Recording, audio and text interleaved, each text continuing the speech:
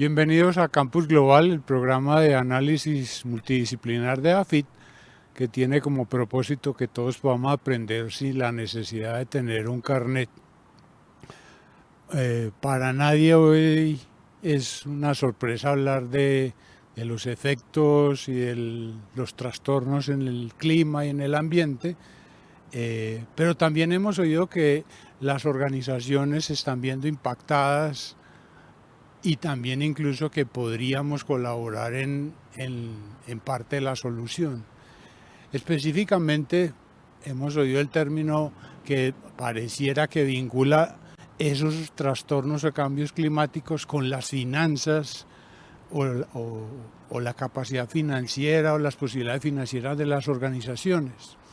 Entonces, para hablar de esto y entender ese vínculo entre el ambiente y las finanzas de las organizaciones, estos son nuestros invitados.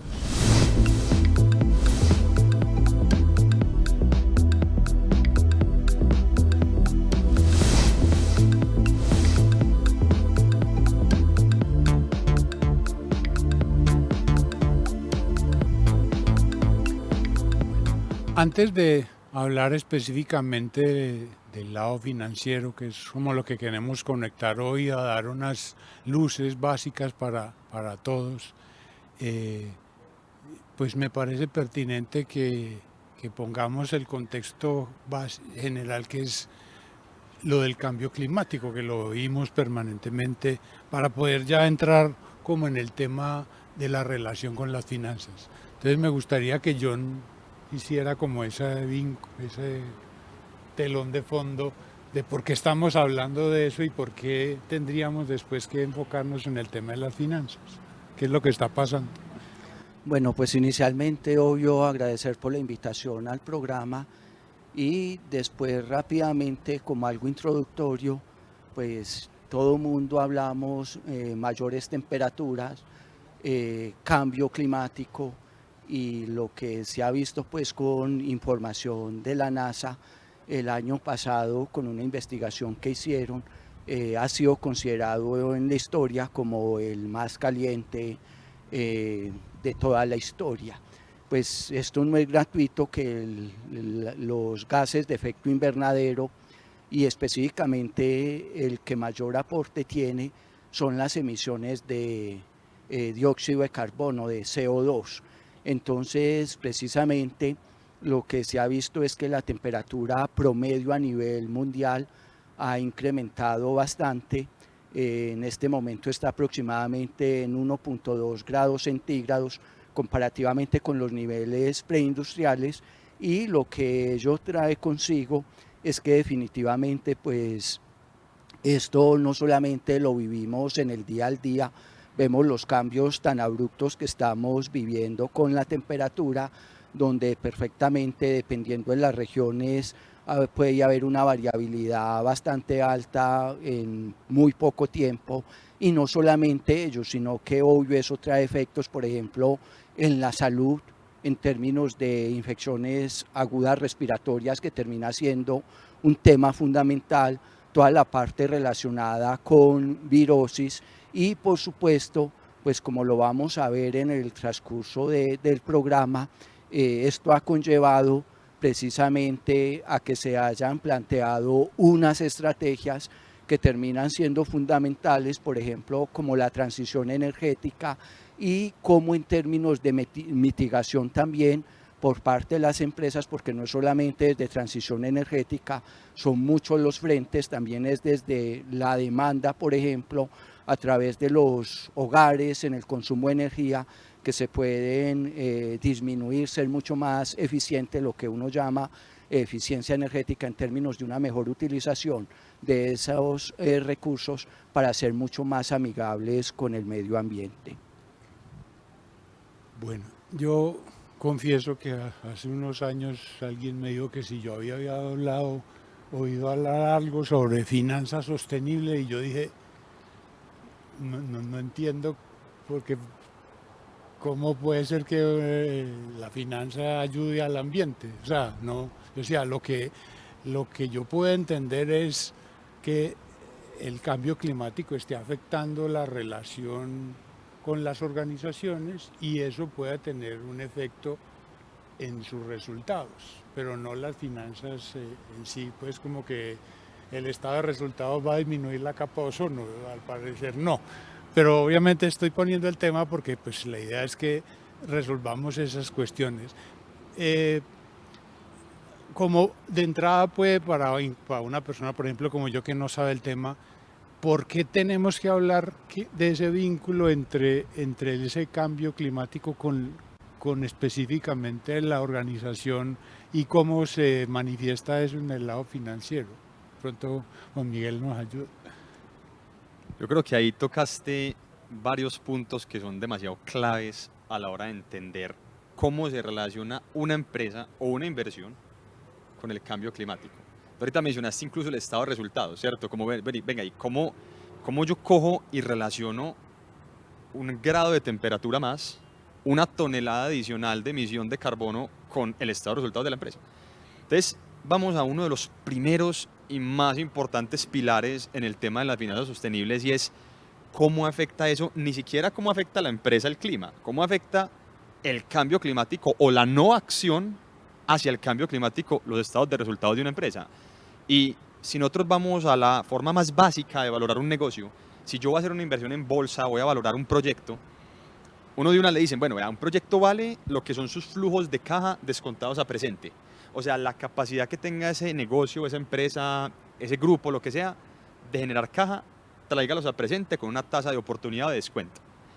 Lo que ha visto la literatura, lo que ha visto los últimos estudios es que, ojo, si usted no está haciendo acción por el clima, su estado de resultados, su flujo de caja se va a ver afectado por no tener acción. ¿Cómo? De 1000 formas. La primera, ¿cómo accedes a financiación si ya incluso lo que veíamos en otros paneles, los bancos no le van a prestar a la persona o a la empresa que no esté haciendo una acción por el clima? Si yo soy una empresa contaminante, que mi objeto de negocio contamina, no me van a prestar si yo no estoy tomando acción por ese clima, y le van a prestar al competidor que emite 1 tonelada de carbón menos por X producto producido, le van a prestar una mejor tasa más competitiva, o simplemente le van a prestar y a mí no. 1, 2, el tema regulatorio. O sea, va a llegar un punto en que una empresa que no tenga acción climática no va a tener cabida en el futuro, punto. Porque simplemente si sus productos o sus servicios no están atados a la acción climática, que es una externalidad que nos afecta a todos, porque es que el aire lo respiramos todos, entonces yo no voy a tener cabida en el futuro, ¿cierto? Yo no voy a tener cómo estar en el mercado, cómo ser competitivo, porque ni siquiera me van a dejar trabajar. Otra tercera que es importantísima es, yo hay una frase que escuché por allá de un CEO, no voy a mencionar cuál, pero se la escuché y me dejó grabada, y él me decía, las empresas, los proyectos no se quiebran porque paren de vender. Los proyectos y las empresas se quiebran por riesgos operativos. Un banco se quiebra por riesgos operativos. Un banco no se quiebra porque se le venza la cartera. Para eso hay 1000 cosas para hacer. Suben la tasa, las provisiones. Bueno, los bancos o las empresas, en verdad, su mayor riesgo son los operacionales. O sea, una multa, una demanda, una incapacidad de seguir produciendo. Eso es lo que en verdad quiebra una empresa. En este momento Boeing no está, digamos, en riesgo porque esté vendiendo menos aviones. Está en riesgo por una cantidad de fallas operativas que ha tenido. La acción climática son riesgos operativos que pueden llegar en el futuro. Una multa o una sanción es un riesgo operativo. Si ahí me llegan a sancionar porque estoy emitiendo de forma irresponsable, dependiendo obviamente de la cantidad, chao, ¿cierto? Entonces, nos hemos dado cuenta que aparte de ser un tema como altruista, de que vamos a salvar el planeta, ojo, si yo miro empresas que están preocupadas por la acción climática, si yo miro empresas que están en un paso a la adaptación, empresas que están en la mitigación, llámese adaptación, prepararme para el cambio climático, y llámese mitigación, métricas tangibles de cambio climático, de reducción en consumo energético, de reducción en la huella de carbono, son empresas más rentables, punto. ¿Cierto? Son empresas que tienen más futuro, punto. Ya. Yo por eso es que soy capaz de pagar una prima por una empresa que tenga una posibilidad de generar mayor flujo de cada futuro que presente. Entonces, mira, Juan, que no es un tema altruista de salvemos el planeta. Es un tema de que lo que nos dice el mercado es que, venga, si usted está invertido en una compañía A que genera X flujo de caja y una compañía B que genera el mismo flujo de caja, pero la compañía A tiene una política clara de acción climática, le va mejor con la A en plata, ni siquiera porque salvó el mundo, en dinero. Esa es la nueva corriente que estamos viendo hoy en día. Y de ahí se despliegan, pues nos podemos quedar aquí conversando las horas que tú quieras de la materialidad, de los objetivos de desarrollo sostenible, ESG, gobierno corporativo, lo que tú quieras, ¿cierto? Pero puntualmente el mensaje es el siguiente. En mercado de capitales, en inversiones, digamos en mi caso, que esa es mi área, nosotros ya estamos mirando la inversión sostenible como un driver de valor económico en las compañías. Juan, qué bueno aportar una frase como recogiendo parte de lo que tú decías, que me parece fundamental, porque es que al mismo tiempo que sea amigable con el medio ambiente, las organizaciones, las empresas están siendo más rentables. Entonces termina siendo fundamental porque, como lo decías, pues está gestionando ese riesgo para la empresa y que de hecho puede estar derivado en este momento de no estarle aportando al medio ambiente. No, completamente de acuerdo ahí, John. Y es que aquí el tema, lo mismo, ya si pasemos un poquito a la visión global, ¿cierto? El Acuerdo de París, las megas que tienen las empresas 2050, 2040, 2030. John, no hay una sola empresa que en su informe de sostenibilidad no tenga acción por el clima, ¿cierto? O sea, eso ya es un pareto en las organizaciones, ¿cierto?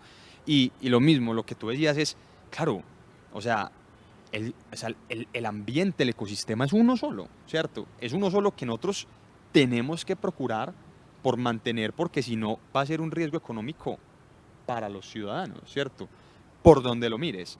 Entonces, a mí me encanta que esa corriente cada vez tome más fuerza y yo sé que o sea, hay personas que son pues, los escépticos y las personas que creen que esto no existe y que esto no va a funcionar, pero la realidad es que pues eso está más que comprobado por todas partes, ¿cierto?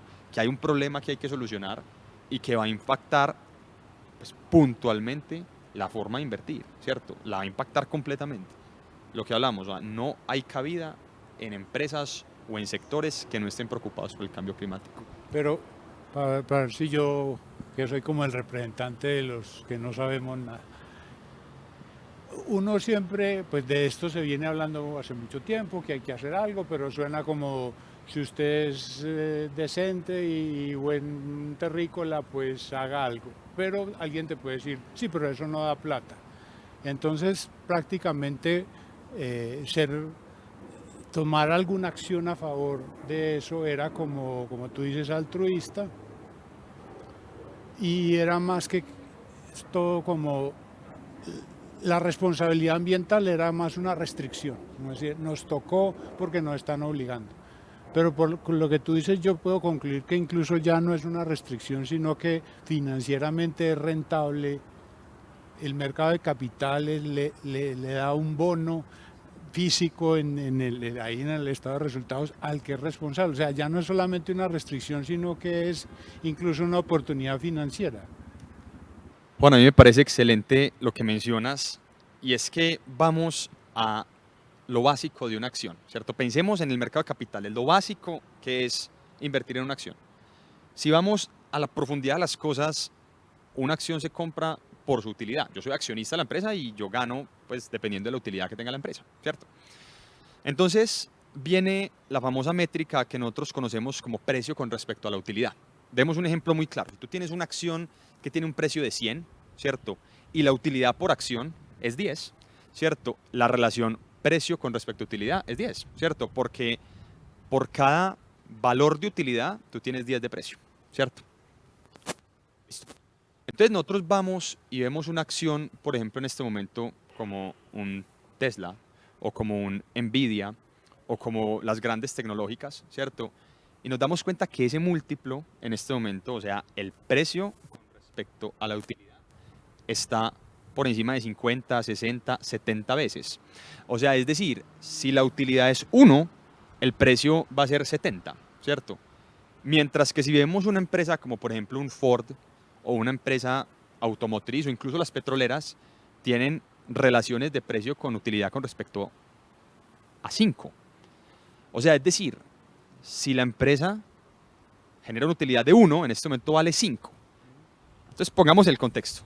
Yo tengo una Nvidia que de una utilidad de 1 estoy pagando 60, 70 por ella. Y tengo un Ford que con una utilidad de 1 estoy pagando 5 por ella. ¿Ya? Entonces ahí uno se pregunta, pero entonces a ver, ¿por qué una vale 70 o 60 y la otra 5? Es porque el inversionista ahí lo que está pagando no es la utilidad del presente, está pagando la utilidad del futuro. A nadie le importa lo que en este momento genera Nvidia. La gente le cree es por el potencial que tiene en el futuro. Y por eso es que vale lo que vale. ¿Ya? Entonces, si vamos a la sostenibilidad, ¿uno cómo se ve premiado? Ninguna empresa que no esté atada a la acción climática o a la sostenibilidad de su flujo de caja va a poder tener múltiplos de esa naturaleza. O sea, es decir, yo no voy a aparecer utilidad hoy, pero voy a aparecer utilidad en el futuro.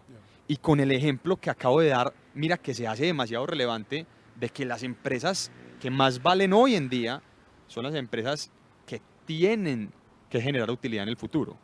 Y esa utilidad en el futuro sí está impactada por el cambio climático. Porque si tú no estás en ese papel, ahí es donde abres la puerta a todos esos riesgos, que son los riesgos de la continuidad del negocio, los riesgos de multa y sanciones, los riesgos operativos, y no vas a tener esa capacidad de generar ese valor. Entonces es más que un tema de hoy, es un tema del flujo de caja futuro, que en últimas es como se valoran las empresas y es como se valoran los negocios. Bueno, yo quisiera ir saltando un poco.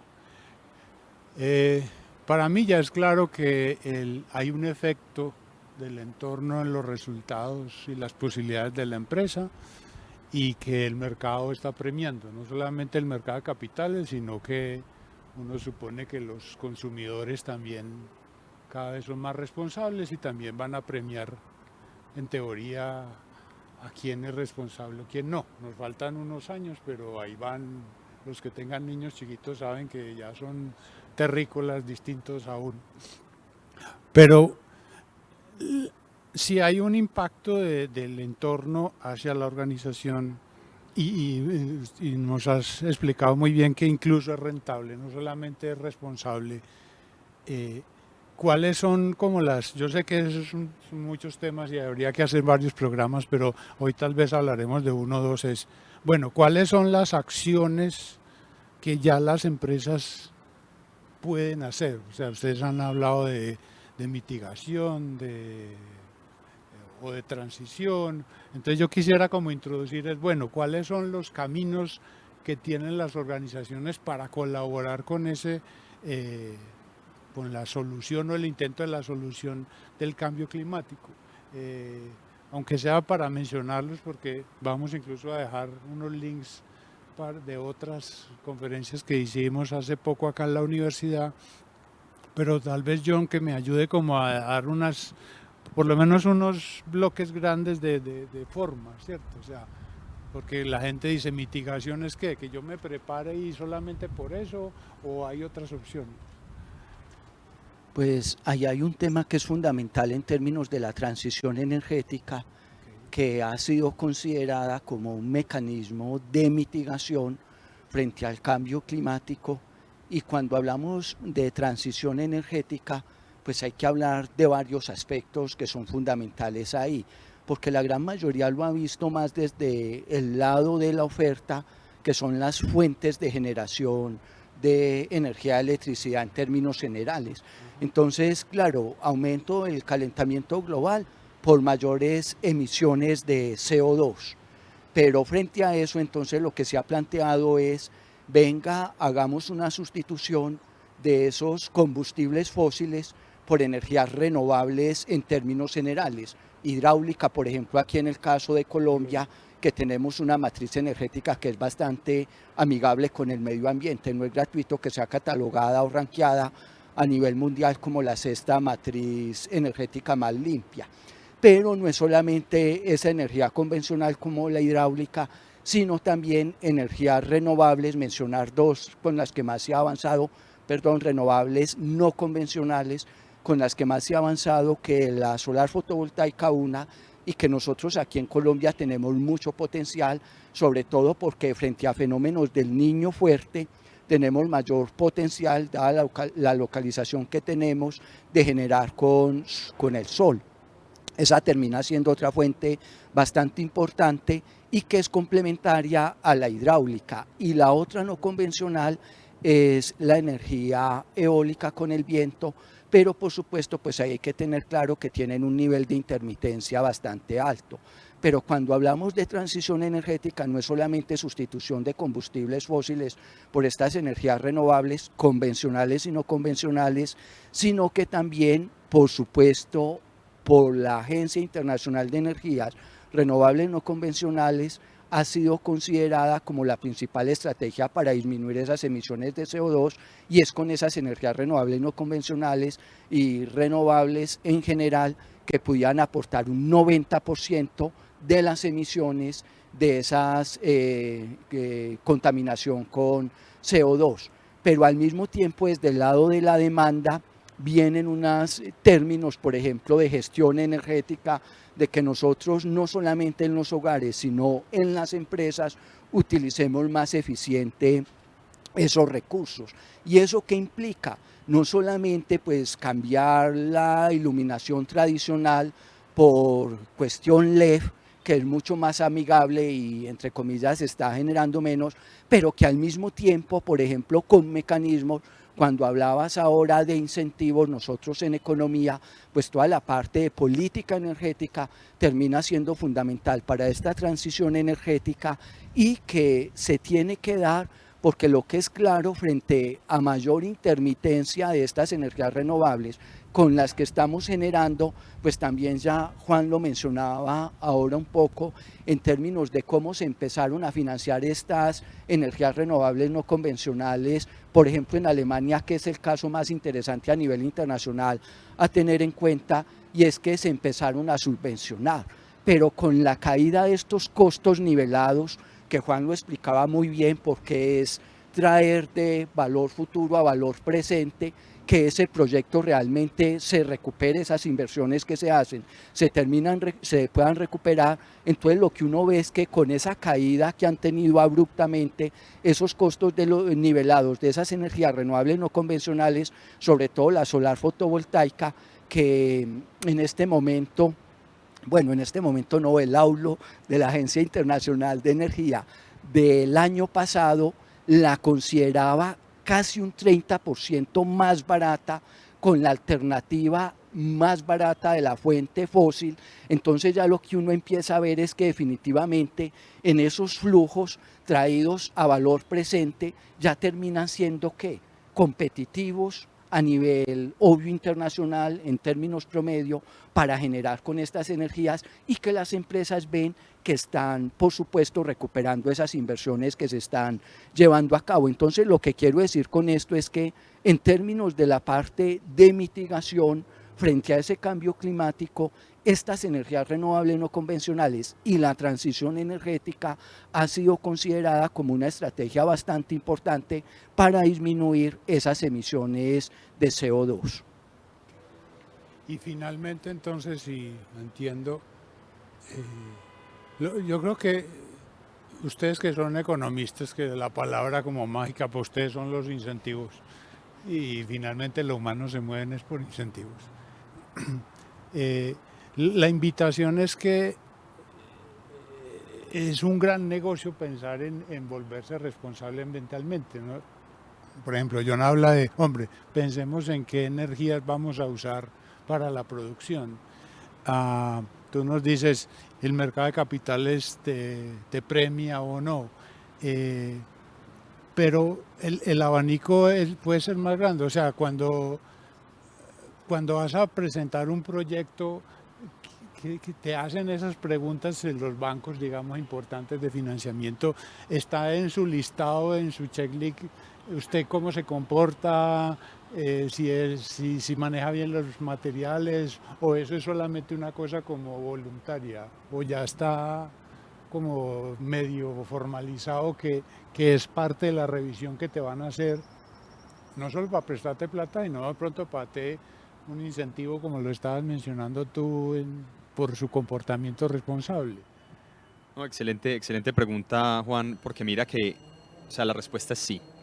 O sea, los bancos en este momento ya miden, están midiendo su huella de carbono. Ojo, y cuando me refiero a su huella de carbono, no me refiero a que el banco coge y dice cuánto emite mi edificio, porque es que el banco, por su negocio, no emite como tal, ¿cierto? ¿Cierto? Sería un tema administrativo que es, pues, mínimo. Cuando digo que se fijan en su huella de carbono, es la huella de carbono de la cartera. O sea, de la plata que tienen colocada, miden su huella de carbono. Entonces, hoy en día obviamente estamos en unos pasos, digamos, pequeños, pero que esos pasos pequeños van a ir creciendo y va a llegar un punto en que ellos van a tener tan medida la huella de carbono de su cartera que si tú no estás cumpliendo con esa regulación, ellos simplemente te cierran la puerta, ¿cierto? Sobre todo aplica para empresas medianas y ellos tratan de no tener exposición a X o Y sectores. Por ejemplo, sectores de carbón, ¿cierto? Que son altos en emisiones de carbono, ellos se restringen para estar o tienen un porcentaje máximo hasta tal por ciento de la cartera. Y si vos no estás ahí, se fue. Y ya si llega otro que tiene menor emisión, entonces ya la facilidad para prestarle a una persona que no tiene ese tipo de políticas implementadas se va a ver demasiado limitada, ¿cierto? Entonces mira que el mismo banco ya se encarga de eso y pues algo que complementando un poco lo que mencionaba John ahora es también el tema económico para la empresa, porque va a llegar un punto en que si se empieza a cobrar cuota de carbono, ¿cierto? Si se empieza a cobrar más cara la energía, si se empieza a volver un tema ya netamente de costo, ¿cierto? Mira que aparte de eso se vuelve un tema netamente económico en el presente y en el futuro no tan lejano. Por ejemplo, es lo mismo, pues puede que en este momento cambiar todas las lámparas por LED no sea económicamente viable y está bien, ¿cierto?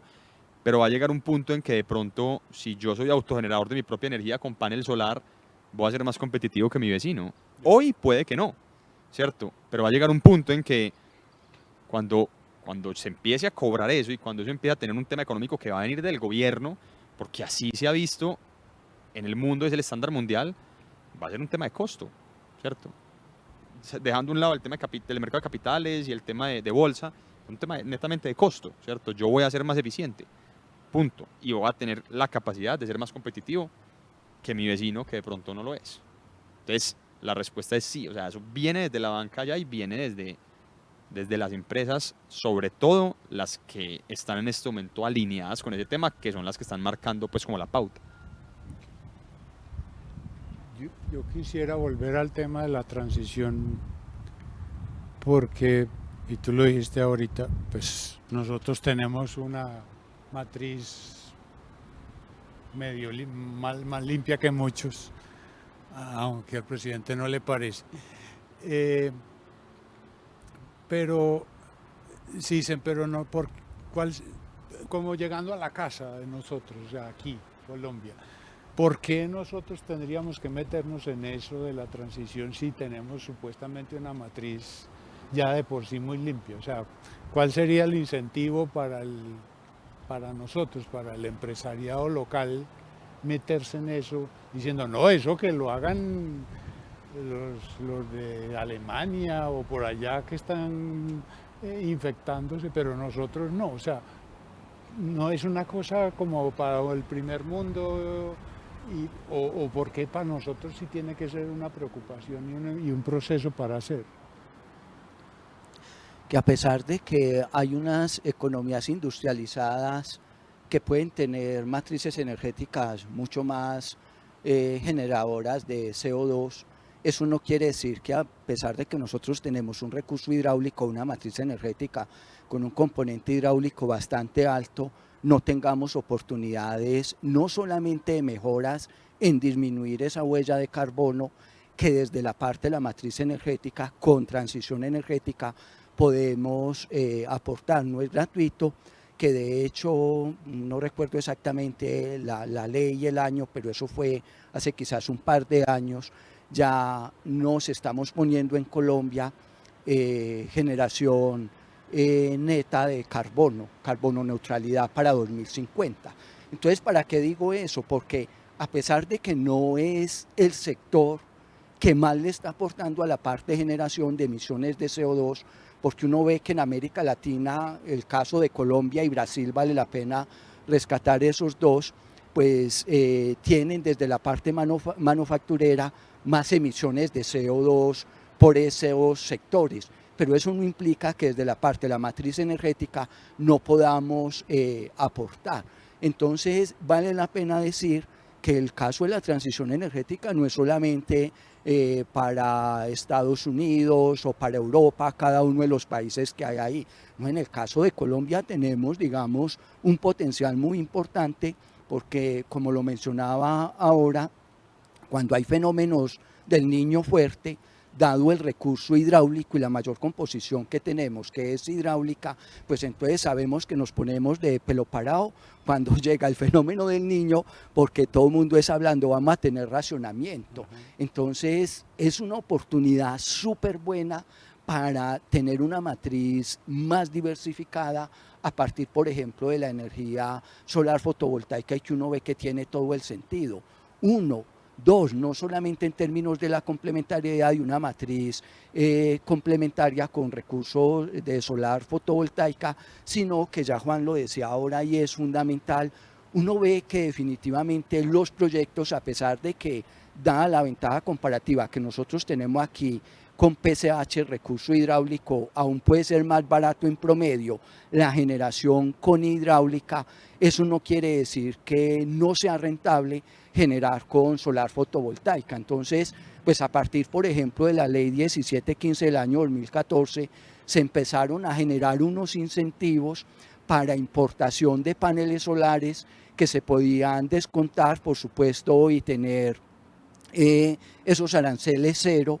Entonces uno ve que eso ya hace que sea viable también generar con estas energías y que para las empresas, por supuesto, tengan rentabilidad de poderlo hacer con esta energía solar fotovoltaica sobre todo.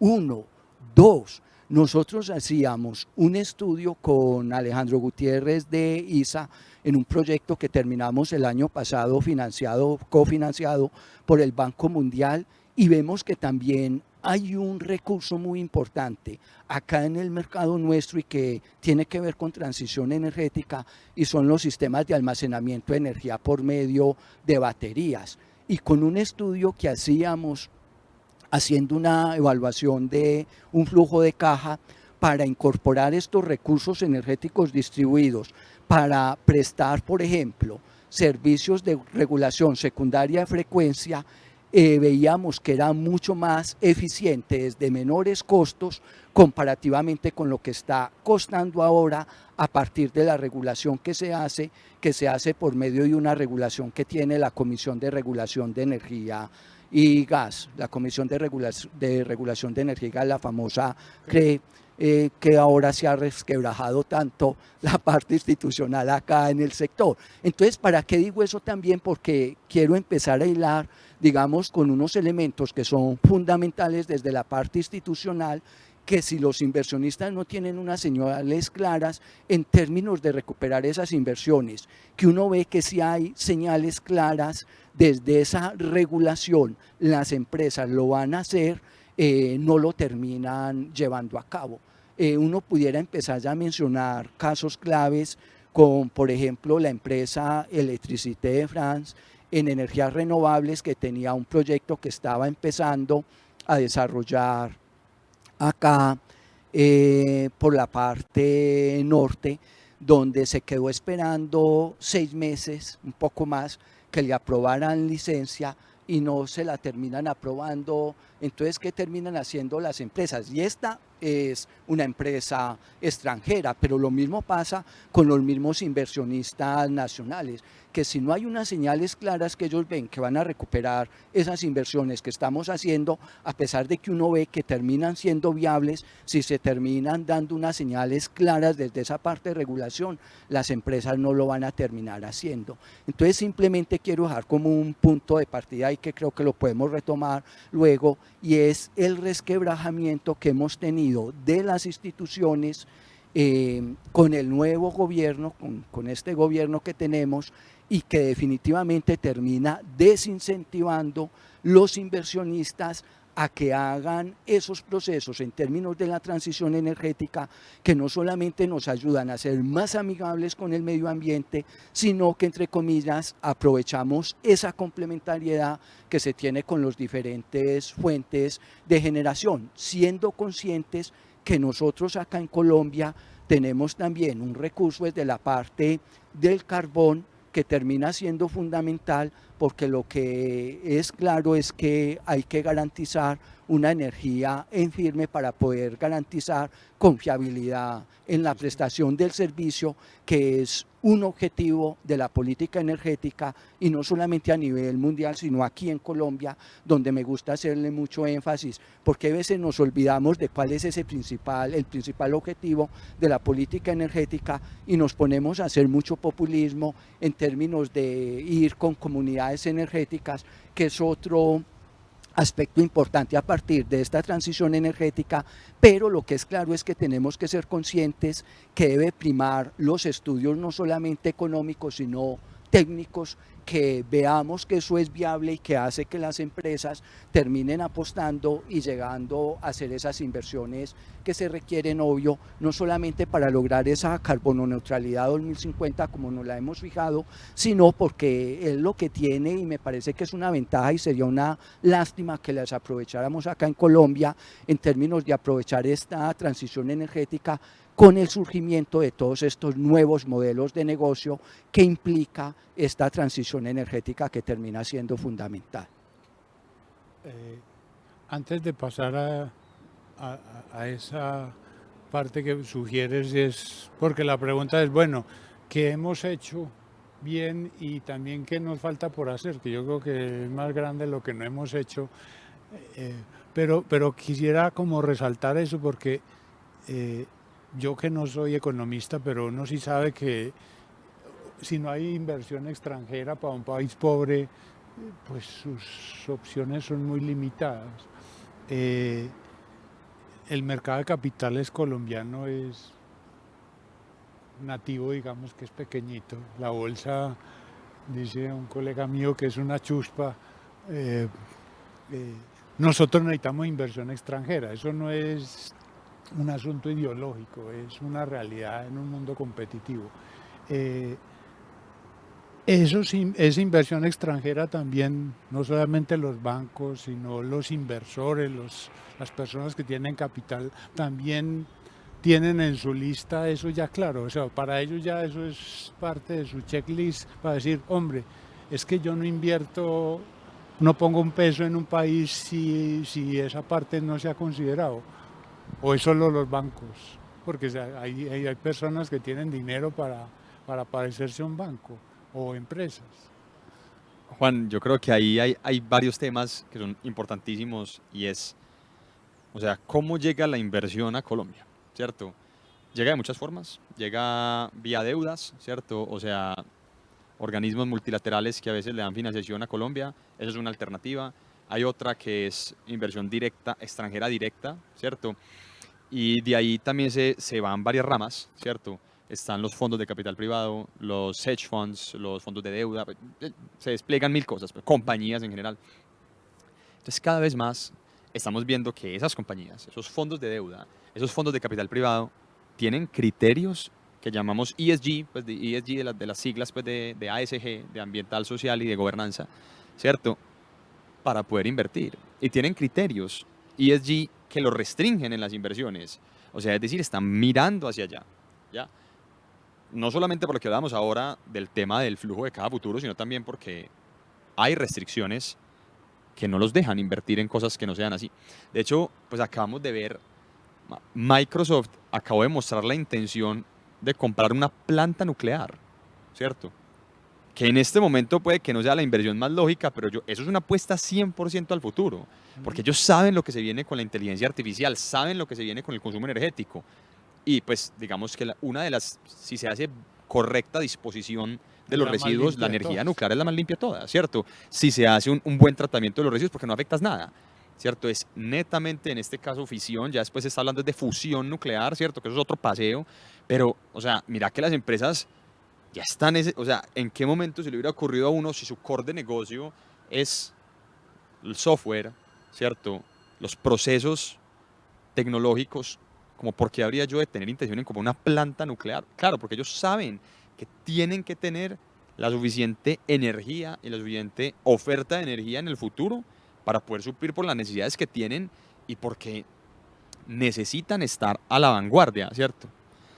Entonces, cada vez hay más empresas e inversores pensando en invertir en eso, ¿cierto? Porque lo mismo, saben que es el futuro, independientemente del país o no, buscan ese tipo de inversión porque para ellos hace sentido económico. Juan, a mí me gustaría complementar algo con la pregunta que haces y lo que dice Juan, que es súper claro y súper bueno además, y es, uno ve en el caso del tema de las baterías, de sistemas de almacenamiento de energía con baterías, cómo China está focalizando inversiones, por ejemplo, en Brasil. ¿Para qué? Para explotación de litio, porque lo que es clarísimo es que la parte minera tiene un papel muy importante en esta transición energética. Entonces, cuando uno se pone a analizar estas cifras, específicamente en el tema que decía Juan Miguel, de inversión extranjera directa, lo que uno encuentra, y la tengo muy clara, por ejemplo, para el sector construcción, que si comparamos el primer semestre de este año 2024 con el primer semestre del 2022, que prácticamente lo que estoy diciendo es 2 años después de que el gobierno del actual gobierno se hubiera posesionado, y de evaluar un poco como la gestión, uno encuentra que esa inversión extranjera directa en ese sector construcción ha disminuido un 20%. Pero si lo analizo, eso con información del Banco de la República, pero si cogemos datos de Bloomberg, específicamente para el sector petróleo y minería, lo que uno encuentra es que los 8 primeros meses de este año, comparados con el año pasado, esa inversión extranjera directa en petróleo y minería cayó casi el 30%.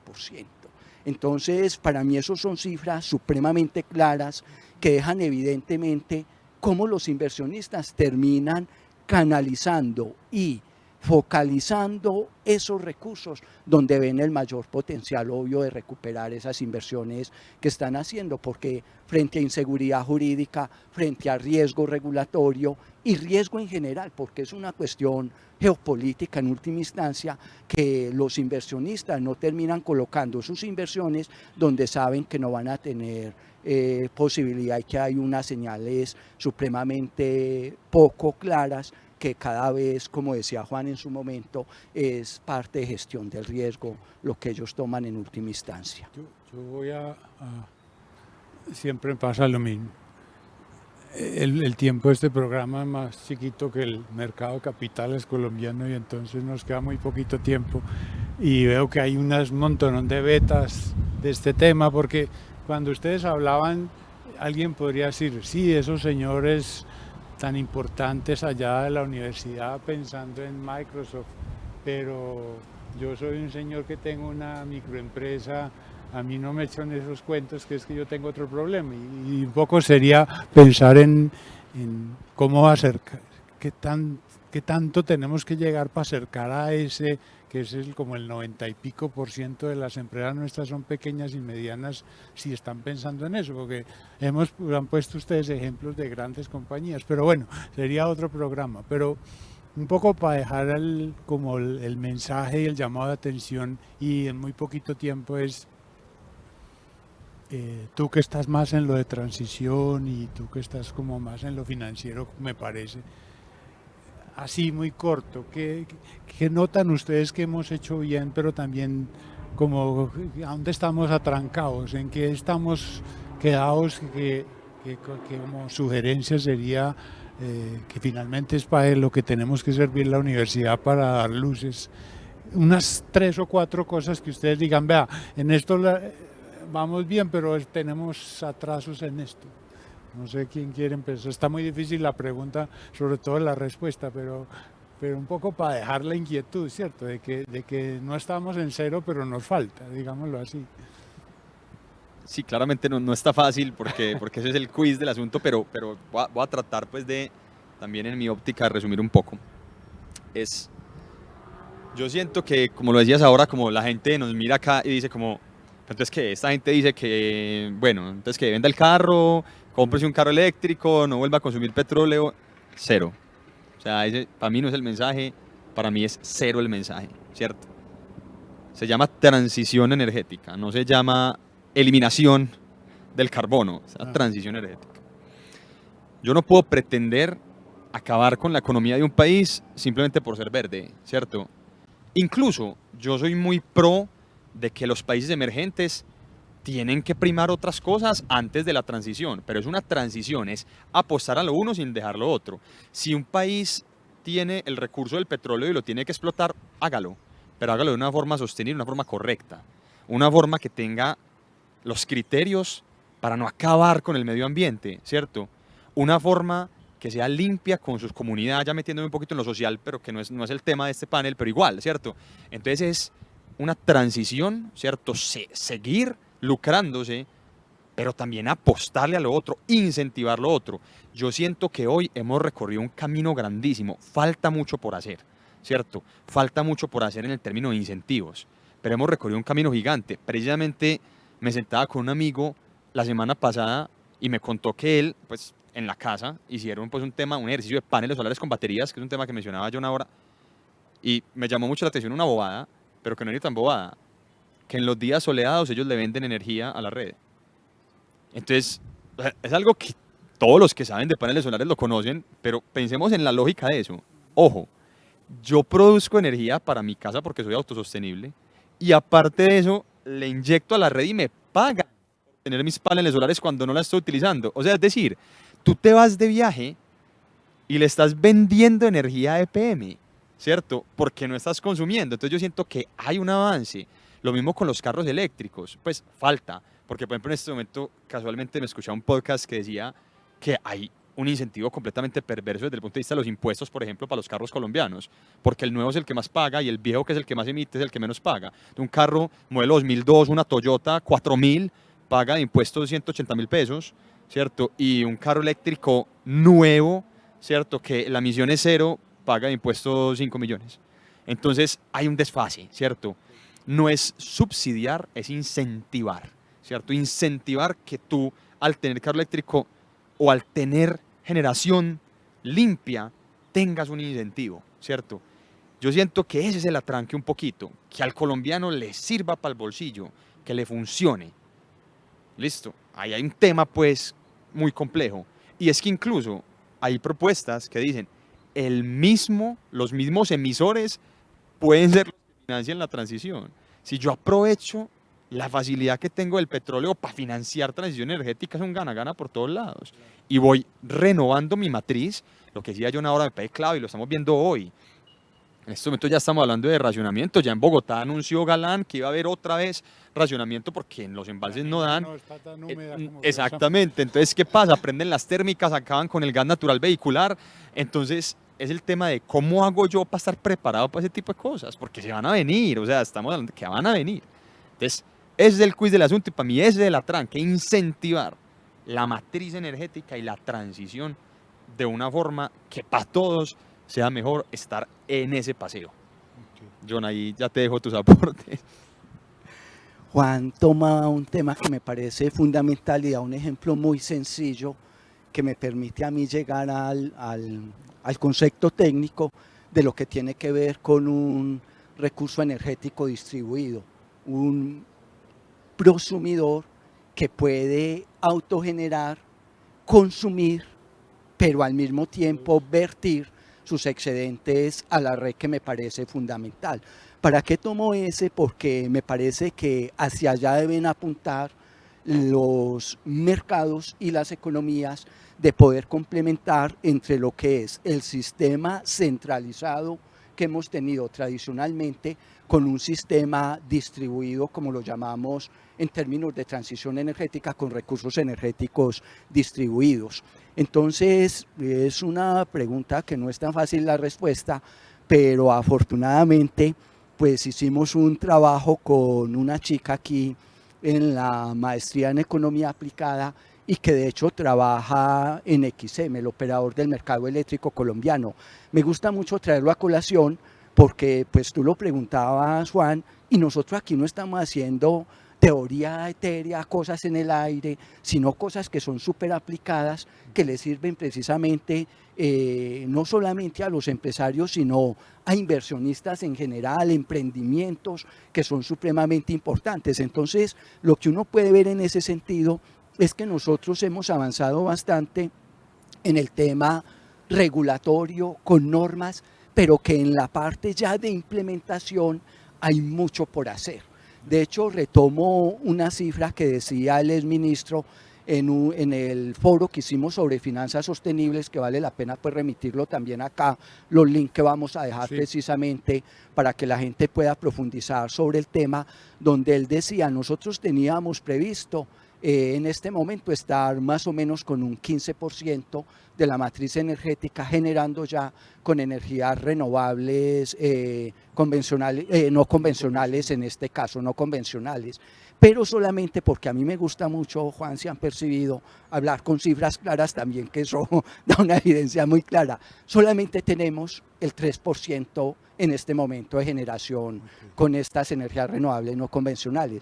Entonces, ¿para qué lo digo? Hemos avanzado bastante en la parte regulatoria, pero para mí hay un problema grave que tenemos y me atrevo a dejar una recomendación que me parece muy importante, no solamente como política energética, sino como política de Estado, y es que bajo este nuevo gobierno me da tristeza que una hoja de ruta que se tenía con el gobierno anterior para transición energética, que estaba ya con proyectos muy claros, definidos de corto, mediano y largo plazo, con lo que se debía de hacer, prácticamente el nuevo gobierno llegó, como se dice vulgarmente, lo echó en la papelera y arrancó de cero. Eso no es política de Estado.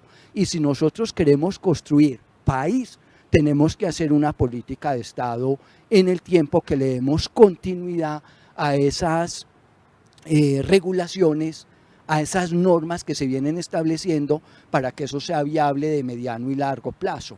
Y en ese sentido me atrevo a hacer otra recomendación muy específica en términos de la parte de señales claras para disminuir ese riesgo regulatorio que termina siendo fundamental, porque lo que es claro, y para cualquier inversionista, así sea pequeño, no tiene que ser extranjero, es la misma inversión nacional acá, que no lo van a hacer si no ven unas señales claras donde vayan a recuperar esas inversiones que se están haciendo. Entonces, lo que es evidente es que a pesar de que hemos avanzado en algunos temas, por ejemplo, vale la pena volver a retomar sistemas de almacenamiento. Nosotros, no solamente aquí en Colombia, sino en América Latina, fuimos pioneros, por ejemplo, con la resolución 098 del año 2019, donde se empezaron a utilizar sistemas de almacenamiento para solucionar la congestión de la red. Cuando estoy hablando de congestión de la red es que pues, el sistema es interconectado, pero hay unas regiones donde no solamente pueden generar cierto nivel de megavatios. Entonces la pregunta es, en horas pico, ¿cómo hacemos para suministrar el servicio y garantizar confiabilidad? Entonces eso implica sacar energía del interior, como dicen, generalmente en Medellín, con recursos hidráulicos generados en Antioquia en general, o en el interior para pasarlos, por ejemplo, a la costa. Entonces hay una restricción que no se permiten pasar sino alrededor de 600 gigavatios. Entonces, ¿qué implica eso? Si necesitan llevar más en esas horas pico, no se puede sacar de acá. Y en ese caso, esos sistemas de almacenamiento terminan siendo fundamental para solucionar esas congestión y esas restricciones de la red. Entonces, ¿para qué digo? Pioneros en América Latina. Pero lo que es claro es que con este nuevo gobierno, el resquebrajamiento de las instituciones se ha dado y se ha sentido muchísimo, y los inversionistas, no solamente los nacionales, sino los extranjeros, así lo perciben claramente, que si definitivamente no se dan señales claras ahí, poco vamos a seguir avanzando en términos de esta transición energética. Y lo que es clarísimo es que esto a nivel no solamente mundial, sino los países vecinos, mencionar el caso de Chile, mencionar el caso de Brasil, los que están acá cerca, que somos mucho más comparables, ellos siguen avanzando a 1000 gigavatios por hora, por decirlo de una forma, mientras nosotros estamos ¿qué? Estancados, esperando a ver qué va a pasar con las decisiones que se tomen a nivel de presidencia, a nivel, por ejemplo, de una comisión de regulación de energía y gas, que en este momento está súper resquebrajada. Entonces son señales súper perversas para los inversionistas y que para aún estos pequeños proyectos que pueden surgir ahí no ven unas señales claras, obvio, para llevarlas ni en el corto y mucho menos en el mediano y largo plazo. Coloco otro ejemplo. En febrero de este año se hizo una subasta para cargo por confiabilidad, que son las que dan señales de inversión en el mediano y largo plazo. Y la subasta se hizo para adjudicar inicialmente 11.000 gigavatios. De esos gigavatios se terminaron adjudicando ni la mitad, 4.400 y puntica.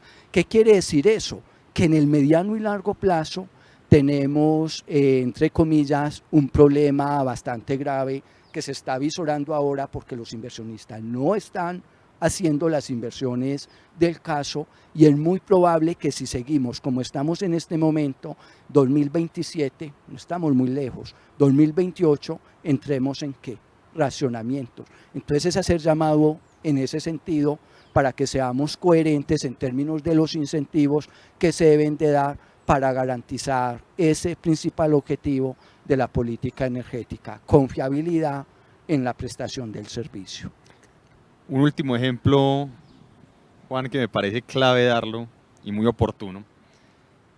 Mira que esta semana yo he estado asesorando una empresa que se ganó el premio al edificio más sostenible en términos de aire acondicionado de Colombia. ¿Sí? Ojo, desde el diseño de la tubería, desde el diseño del enfriamiento, ya te estás economizando X% en enfriamiento. Estamos hablando de un edificio, ¿cierto? En diseño. Entonces mira que muchas veces el cambio climático no solamente viene, ¿cierto?, desde cómo genero yo la energía, sino cómo la consumo, y el mundo está apuntando hacia allá. Piensa un hotel en un lugar caliente, un hotel en Las Vegas, si se economizara el 10-15% del consumo en aire acondicionado, lo que significa eso, ojo, para el planeta y para el bolsillo, ¿cierto?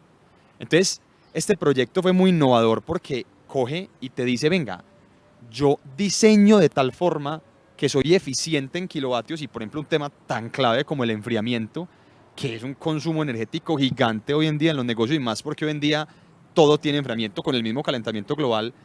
Como mira que las empresas ni siquiera tienen nada que ver con la generación, no es un panel solar, no es, venga, yo me monto en un carro eléctrico, es desde el diseño, cómo premiamos eso, ¿cierto? Y ahí es donde esas empresas son en las que la gente quiere invertir, porque es que si vos no vas a estar en eso, entonces ¿en qué? ¿Sí me entendés? Si vos sos capaz de desde tu diseño, desde un servicio, generar eficiencias, estás donde tenés que estar.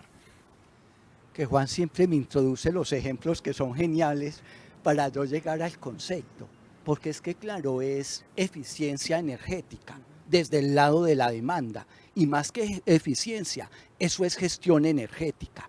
Entonces termina siendo un tema fundamental porque con el otro ejemplo que daba Juan sobre los consumidores, yo estoy generando, soy amigable con el medio ambiente, pero al mismo tiempo es de la misma utilización porque es complementar, no es solamente generación, es desde el lado de la demanda, desde el consumo, puedo dejar de generar, soy más eficiente y eso implica utilizar menos generación, por ejemplo, con combustibles fósiles. Entonces, desde ese punto de vista, ¿qué estamos siendo?